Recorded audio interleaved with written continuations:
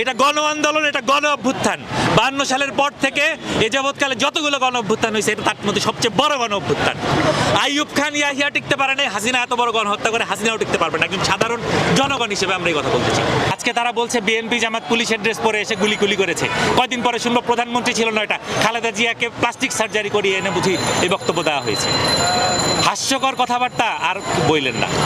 আপনাদের দিন শেষ, আপনাদের পতন হবে। এই আন্দোলন সাধারণ মানুষের আন্দোলন ছিল, সাধারণ ছাত্রদের আন্দোলন ছিল। এখানে বিএনপিও ছিল না, জামাতও ছিল না, কারোর কোনো বেইল নেই। এবং সামনে যদি এই আন্দোলনের পরে বিএনপি বা জামাত কেউ যদি ক্ষমতায় আসে, তাদেরও একই দশা হবে। আমরা বাংলাদেশের জনগণ একটা বর্ণ কথাও আর বিশ্বাস করি না।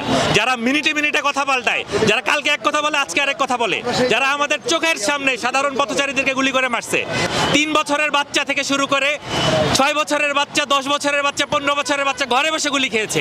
এরপরে পুলিশ বলে যে কোথা থেকে জানি গুলি হয়েছে, তারা জানে না।